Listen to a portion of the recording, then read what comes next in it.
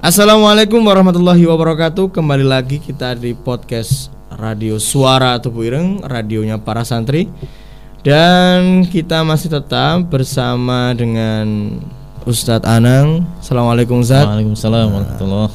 Di pagi hari yang cerah ini kita bertemu.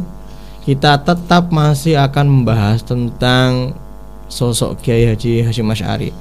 Sang Khadratul Syekh ini masih banyak teladan, cerita dan juga sikap dan perilaku beliau yang perlu kita teladani bareng-bareng, kita pelajari bareng-bareng. Dan kali ini kita akan membahas tentang bagaimana pandangan beliau dan bagaimanakah beliau dalam bersilaturahmi. Ya.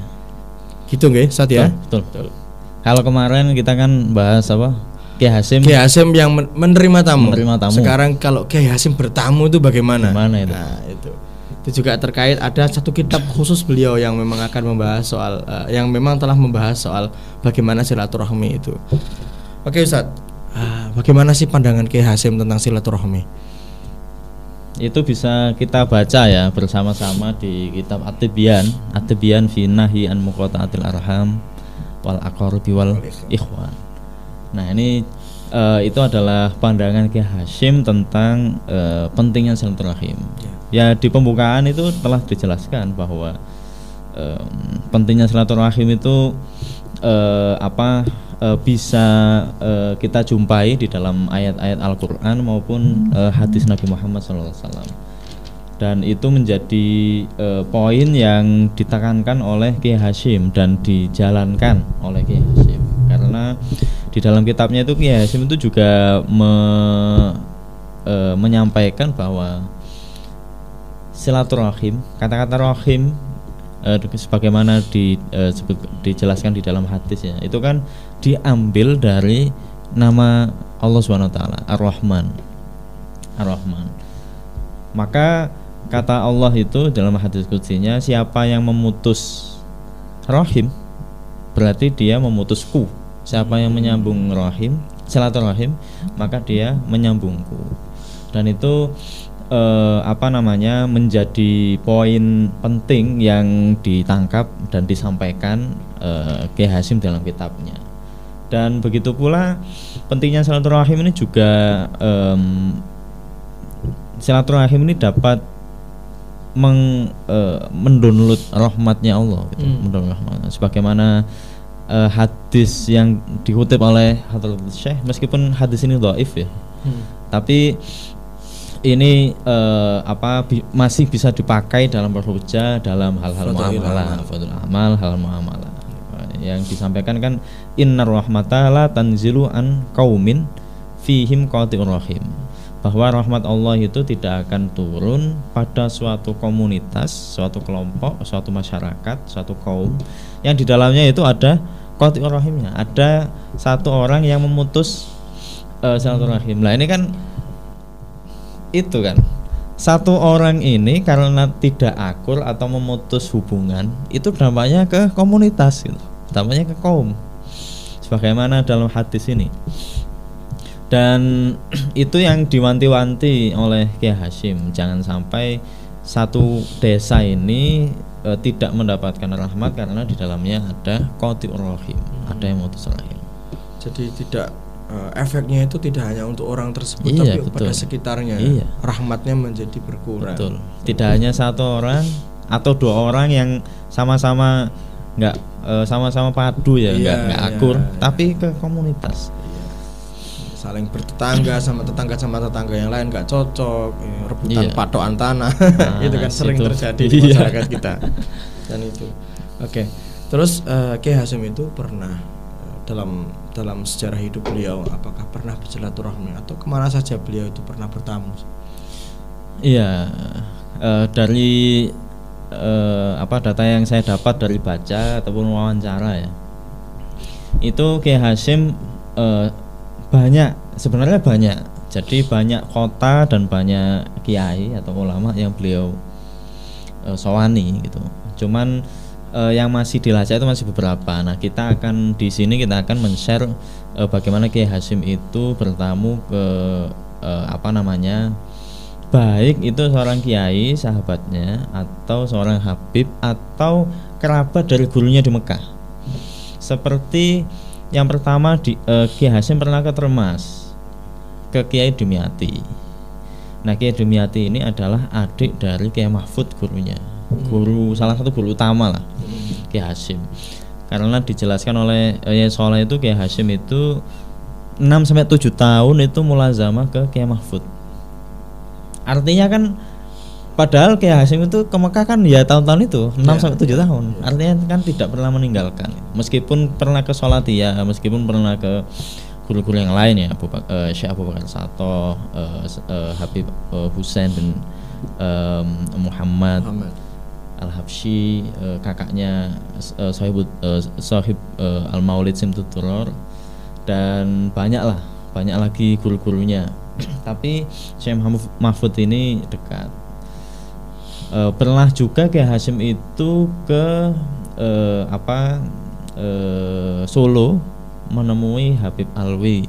Habib Alwi ini keponakan gurunya juga, yaitu Habib Husain bin Muhammad Al-Habsyi di Mekah. Dan dari kedua tokoh inilah Syekh Mahfud dan Habib Husain itu Kiai Hasyim menerima sanad kitab hadis. Dan Habib Husain ini juga adalah gurunya Syekh Mahfud. Lebih senior. Iya, lebih senior. Nah, selain itu Kiai Hasyim itu juga pernah sowan ke Habib Ali Kuitang di tahun 28. Lalu pernah juga ke ya kalau di Jombang kan sering lah ke saudara atau ke kerabat atau ke yang lebih tua, entah itu ke Tambah Beras atau ke Rejoso. Tapi yang jelas Kiai Hasyim itu gemar silaturahim. Salah satunya juga ke Kajen Pati, Kiai Nawawi. Jadi Kiai Hasyim ini meskipun banyak menerima tamu, dan itu hampir setiap hari ya, sampai ngantri-ngantri itu kata Said Asad Syahab, tamunya sampai ngantri-ngantri. Tapi beliau ini pada suatu waktu itu juga menyempatkan diri untuk sowan, untuk bertamu, nyambung silaturahim, baik ke kerabat, ke gurunya. Makanya di kitabnya ini kan dibahas, judulnya itu At-Tibyan fi Nahyan Muqatatul Rahman, Muqatatil Arham wal Aqarib wal Ikhwan. Jadi tidak hanya kerabat saja, sanak saudara, tapi juga ikhwan, teman-teman itu juga disowani oleh Kiai Hasyim. Iya. Kalau untuk kita pecah satu-satu nih satu. Nah, teladan kan kita perlu cerita dari sowan-sowan itu kita bisa pecah satu-satu. Iya. Kalau misalkan ke Termas itu, beliau silaturahminya dalam rangka apa? Kan yang jadi gurunya itu adalah Kiai Mahfud. Kenapa yang disowani itu Kiai Dimyati? Kira-kira apa yang melatar belakangi Kiai Hasyim harus sowan ke Termas? Sebenarnya Kiai Hasyim itu diwasiati memang, disuruh oleh Kiai Mahfud. Iya. Karena Kiai Mahfud ini bagus ya di dalam kebiasaan intelektual. Jadi sadar beliau ini orang Nusantara, orang Jawa Timur. Maka Termas ini dilekatkan di namanya At-Termasi. Dan itu menjadi kebanggaan lah. Mungkin karena sama-sama Jawa Timurnya maka Kiai Hasyim dekat. Cuman karena faktor kedekatan ini hingga akhirnya Kiai Mahfud ini meminta Kiai Hasyim nanti kalau sudah pulang ke Indonesia, ke Jawa Timur, mampir ke adik saya, ke Termas. Paling tidak gini, Kiai Mahfud ini juga punya tujuan ya, analisis saya. Kiai Hasyim kan sudah jadi tokoh besar, ya kan, sudah jadi tokoh dan pernah ngajar di Masjidil Haram. Dengan berkunjungnya Kiai Hasyim ke Termas, itu nanti bisa menjadi faktor para santri itu untuk mondok ke Termas. Meskipun Pondok Termas itu sudah besar. Pondok Termas itu sudah besar Dan banyak sekali kiai-kiai itu yang mondok di Termas ya. Salah satunya ya Kiai Ali Maksum yang sangat terkenal itu hingga sampai disediakan kamar khusus kan di dalam. Kiai Hamid Pasuruan juga pernah ke Termas. Jadi memang pondok besar lah. Cuman baik Kiai Maksum maupun Kiai Hamid itu ke Termas itu salah satunya mungkin faktor karena Termas itu pondok besar, ada Kiai Dimyati segala macam. Cuman bisa jadi Kiai Hasyim karena Kiai Hasyim pernah ke sana. Kiai Hasyim pernah tabarukan ke sana. Jadi salah satu kebiasaan Kiai Hasyim yang sangat luar biasa itu meskipun sudah jadi kiai besar, itu masih nyambung hubungan dengan gurunya. Nah, karena gurunya itu Mekah, maka yang bisa dilakukan itu ke kerabat gurunya. Nah, itu luar biasa. Nah, kalau sekarang kita aja setelah lulus ya wis. Iya. Ke guru itu mungkin kalau ada undangan, kalau ada kesempatan ngambil ijazah Mas. Apa takon minta amalan ya? Ya, minta amalan. Ada maunya. Ada maunya. Tapi kayak Hasyim ini nggak ada maunya gitu. Ya meskipun nanti kita akan bahas ya ada beberapa niatan, cuman dari niatan awal itu memang nyambung ke hubungannya antara murid dan guru. Sebagaimana Kiai Hasyim ke Kiai Dimyati, meskipun Kiai Dimyati ini pernah belajar ke Mekah juga, nyambung ke Kiai Dimyati itu niatannya itu nyambung ke Kiai Mahfud.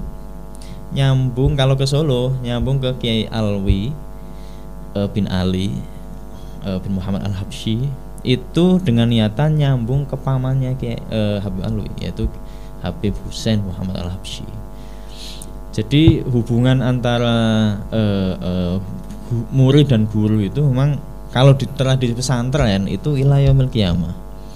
Dan adabnya itu kan memang seorang santri ya itu kan harusnya setiap sholat itu kan juga menghadiahkan Al-Fatihah ke guru-gurunya. Dan ya untung kalau santri sekarang untung lah kalau sempat ngirim Fatihah ke gurunya itu untung. Tapi Kiai Hasyim itu tidak cari yang gratisan itu. Tidak cari yang simpel setelah sholat Al-Fatihah ke guru, enggak. Dibelan-belani ke Solo, belan-belani ke Termas, belan-belani ke Batavia waktu itu. Dan itu kan kita lihat transportasi zaman sekarang kan sulit lagi ya. Sulit. Zaman sekarang yang muda aja kita malas-malesan ketemu sama guru kita atau kerabat guru kita, ya kan. Sudah meninggal atau kita ziarah aja ke makamnya kan. Ke guru kita itu sudah untung, apalagi kerabat guru kita. Ke kerabat guru kita kan sudah luar biasa. Iya. Kiai Hasyim luar biasa lah.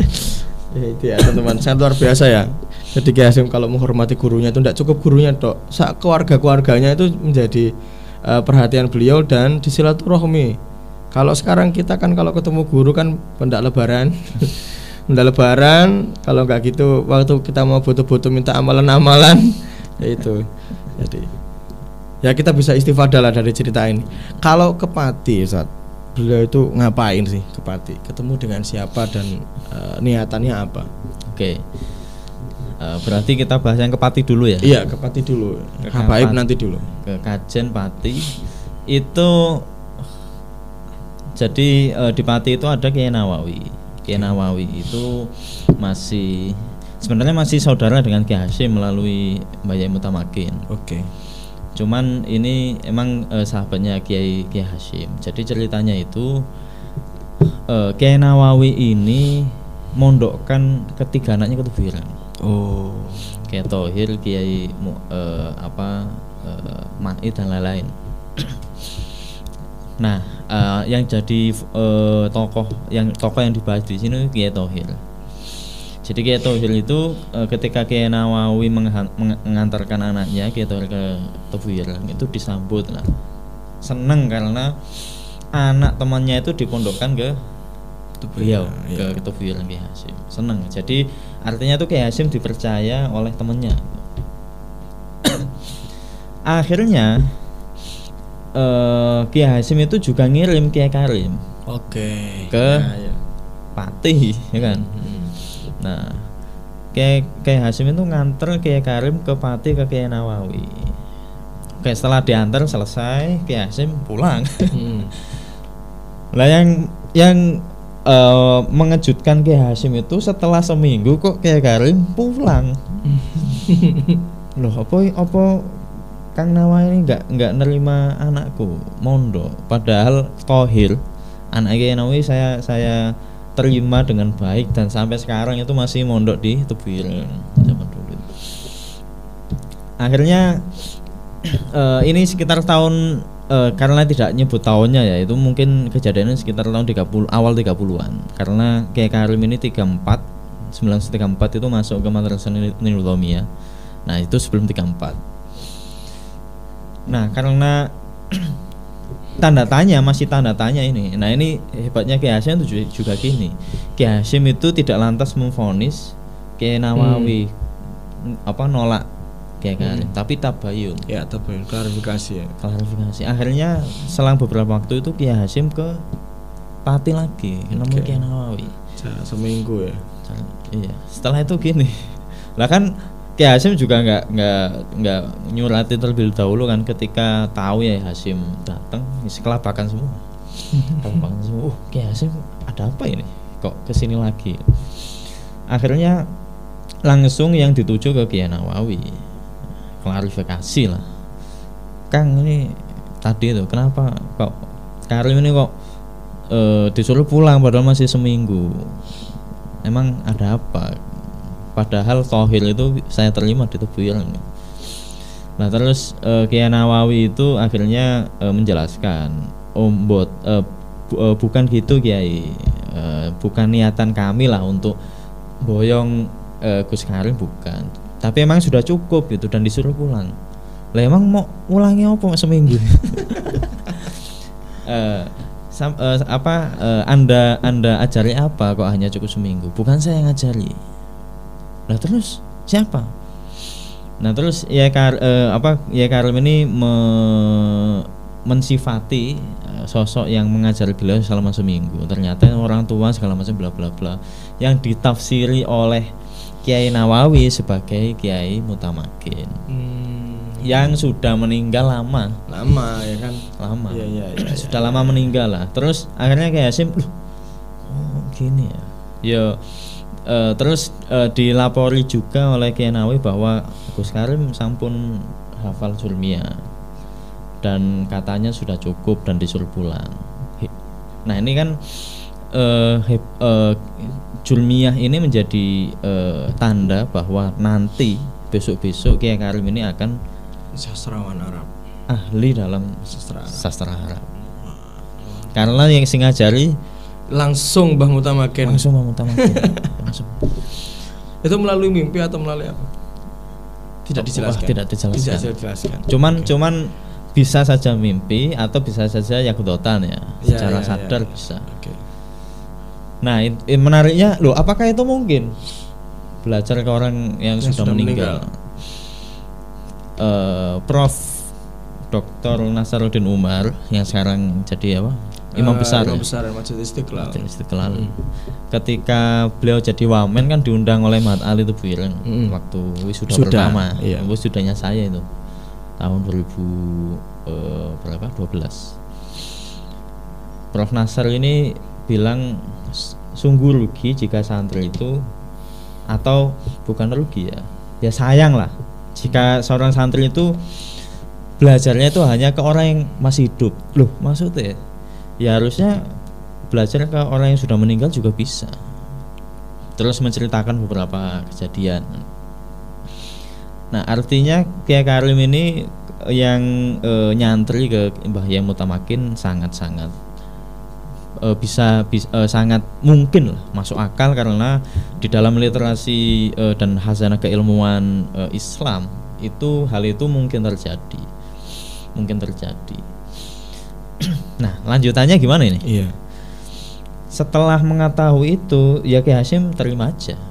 Oke. Balik ke Tebuireng, dites. Ternyata memang betul Kiai Karim itu betul-betul sudah hafal Julmiyah. Wow. hanya satu minggu ya, 7 Satu hari. minggu hafal Jurumiyah. Akhirnya karena merasa Kiai Nawawi ini sudah berjasa besar dalam membentuk keilmuan Kiai Karim ya. Akhirnya Kiai Thohir yang masih nyantri di Tebu Ireng itu diistimewakan. Karena merasa Kiai Karim ini sudah mendapatkan keistimewaan di Kajen, di Pati, maka Kiai Hasyim itu akhirnya membalas dengan cara mengistimewakan Kiai Thohir ketika nyantri di Tebu Ireng. Nyantri di Tebu Ireng. Padahal mohon maaf ya, kalau menurut putra beliau Kiai Mu'ad ya, Kiai Mu'ad Thohir. Itu Kiai Thohir itu selama nyantri di Tebu Ireng beberapa tahun itu nggak ada perkembangan. Wis ngono-ngono tok, nggak ada perkembangan. Akhirnya gini. Inilah yang betapa Kiai Hasyim itu sangat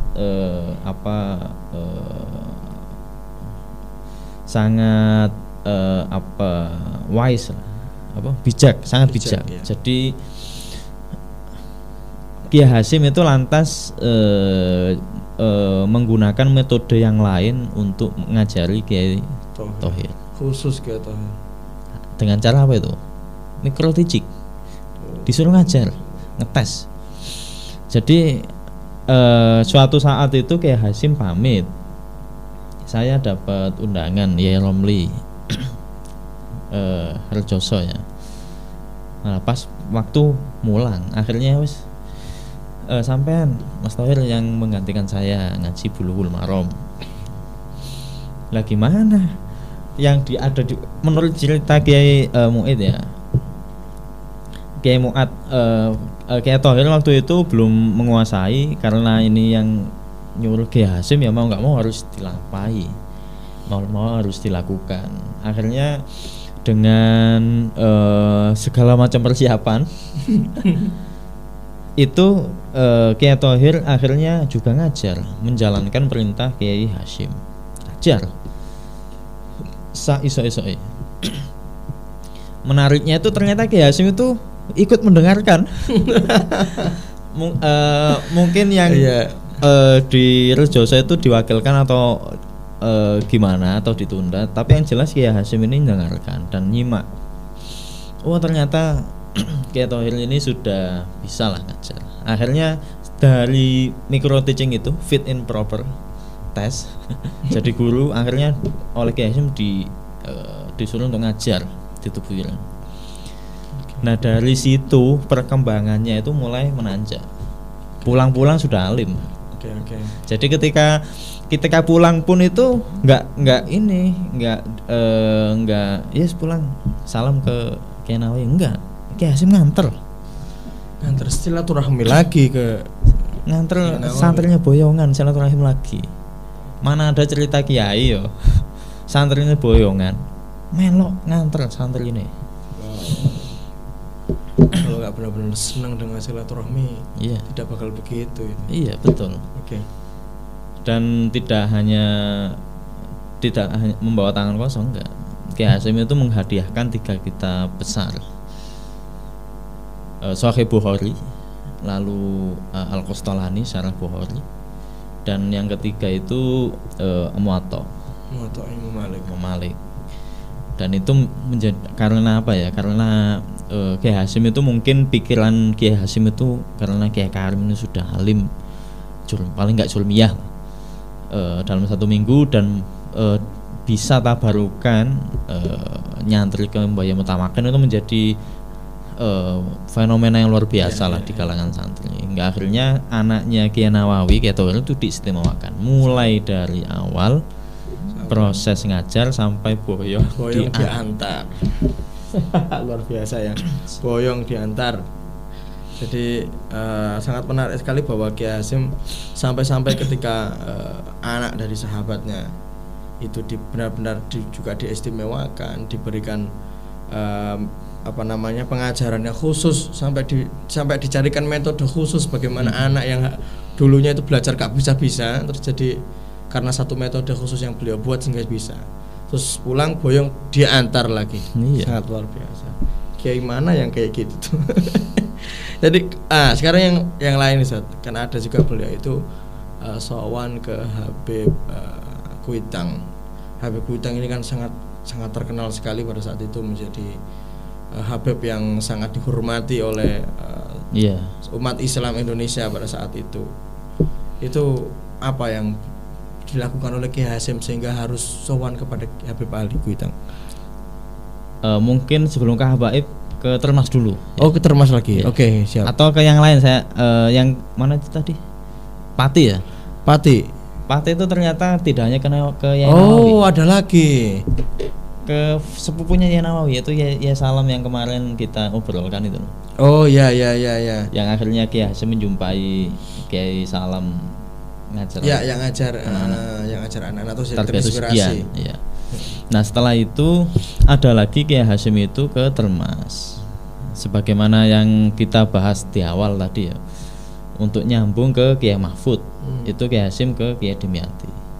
Nah, Kiai Dimyati itu yang ketika saya ke Termas, saya pernah alhamdulillah ya, saya pernah nginep semalam ke Termas. Saya pernah nginep 5 hari di 5 hari ya. Luar biasa sekali tambah. 5 hari ya di Termas. Untungnya itu saya nderekaken Yai Hana dan Yai siapa? Yai sampean itu Yai Mutaharun ya. Disiapkan kamar di dalam. Akhirnya oleh Kiai Lukman, Gus Lukman Haris ya, itu diceritakan bahwa paling tidak tuh Kiai Hasyim 2 kali ke Termas. Yang pertama itu memang silaturahim, nyambung menjalankan wasiat gurunya Kiai Mahfud ya. Ya karena Kiai Dimyati ini kan juga salah satu mustasyar ya di NU, dan ketika muktamar di Jogja itu Kiai Dimyati rawuh dan Kiai Hasyim akhirnya rawuh. Senang sekali atas kehadiran Kiai Dimyati, mu'anako, berpelukan. Sekarang seneng lah karena Kiai Dimyati ini sangat alim dan menjadi juga salah satu adik dari gurunya. Nah, yang kedua, silaturahim yang kedua itu Kiai Hasyim niatnya besanan. Kiai Hasyim niatnya besanan. Karena memang kebiasaan Kiai Hasyim itu anak-anaknya itu memang kalau bisa itu dinikahkan ke saudara-saudara dari gurunya. Kiai Maksum Ali itu kan keponakannya Kiai Fakih Mas Humamba. Ya, sahabat beliau. Kiai Tulun Ali juga. Terus Kiai Baydawi Asra itu cucu dari gurunya Kiai Nahrawi di mana? Mekah. Nah, akhirnya di Termas ini juga Kiai Hasyim berusaha untuk menjalin kekerabatan besanan dengan keluarga Termas. Akhirnya anak dari istrinya yang namanya Bunyai Masrurah ya, namanya Bunyai Fatimah, budenya Gus Isom, Gus Zaki, Gus Fahmi, itu dinikahkan oleh Kiai Hasyim dengan anaknya Kiai Dimyati yang namanya Kiai Haris Dimyati. Kiai Haris Dimyati. Nah, Kiai Haris ini ayahnya Gus Lukman Haris Dimyati. Akhirnya terjadi itu besanan, Bunyai Fatimah nikah dengan Kiai Haris. Ya meskipun pada ujungnya firaq ya, cerai. Cuman hingga akhirnya itu Kiai Haris menikah lagi dan punya anak Gus Lukman itu. Makanya suatu pas waktu pertemuan Mahat Ali se-Indonesia itu kan beberapa kali pertemuan itu Gus Lukman hadir. Bilangnya gitu, ojo macam-macam. Aku iki luwih seput kok Gus Isom.